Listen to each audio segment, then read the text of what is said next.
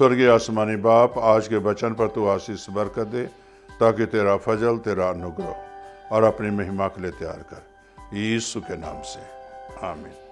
मेरे प्यारे भाई बहनों, अभी आपके वचन इंजील में से पढ़ूंगा, यूहन्ना के इंजील 20 बाब 19 से 24 आयत तक। यहाँ इस तरह लिखा है, उसी दिन जो सप्ताह का पहला दिन था, संध्या के समय, जब वहाँ के द्वार जहाँ चेले थे यहूदियों के डर के मारे बंद थे, तब यीशु आया और उनके बीच में खड़ा होकर उनसे कहा, तुम्हें शांति मिले। और यह कहकर उसने अपना हाथ और अपना पंजर उनको दिखाए। तब चेले प्रभु को देखकर आनंदित हुए और यीशु ने फिर उनसे कहा, तुम्हें शांति मिले। जैसे पिता ने मुझे भेजा है, वैसे ही मैं भी तुम्हें भेजता हूँ। यह कहकर उसने उन पर फूंका और उनसे कहा, पवित्र आत्मा लो। जिसके पाप तुम क्षमा करो, वे उनके लिए क्षमा किए गए हैं, और जिनके तुम रखो, वे रखे गए। परंतु 12 में से एक अर्थात थोमा, जो दिदुमुस कहलाता है, और जब यीशु आया तो उसके साथ ना था। मेरे प्यारे भाई बहनों, सभी चेले एक जगह पर इकट्ठे थे और उसमें जो है थोमा नहीं था। और इस घटना में अगर देखें तो डर के मारे, यहूदियों के डर के मारे उनके द्वार बंद थे। इतने डरे हुए लोग थे, इतने सहमे हुए प्रेरित लोग थे। और तब प्रभु यीशु मसीह जी वहां आकर कहते हैं, तुम्हें शांति मिले। अब डरने की जरूरत नहीं है, अब तुम्हें घबराने की जरूरत नहीं है, अब तुम्हें शांति मिले, क्योंकि मैं अब मुर्दों में से जी उठा हूं। और उस समय जो चेले वहां इकट्ठे थे, प्रभु ने उन्हें पवित्र आत्मा भी दिया। और मेरे प्यारे भाई और बहनों, अधिकार भी दिया। और आज मेरे प्यारे भाई बहनों, कहने का मकसद यही है, चेले प्रभु को देखकर आनंदित हुए, बड़े खुश हुए, लेकिन फिर भी उनके अंदर डर था, उनके अंदर भय था।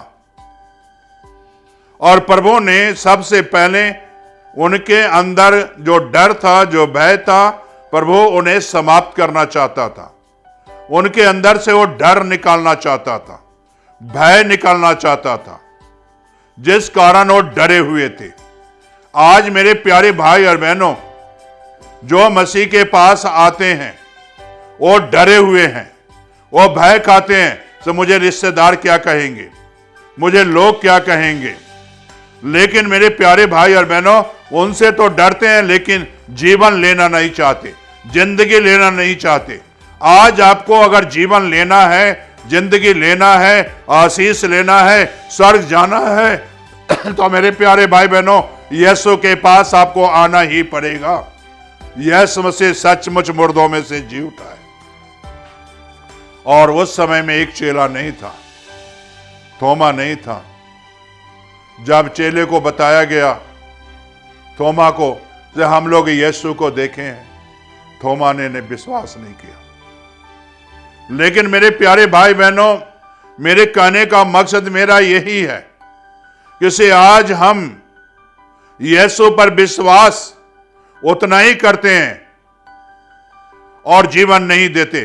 कितना करते हैं? सिर्फ चंगाई के लिए, मुझे चंगाई मिल जाए, जीवन नहीं मिले कोई बात नहीं, चंगाई मिल जाए, मेरी बीमारियों से आजाद हो जाए, काम मेरा बन जाए।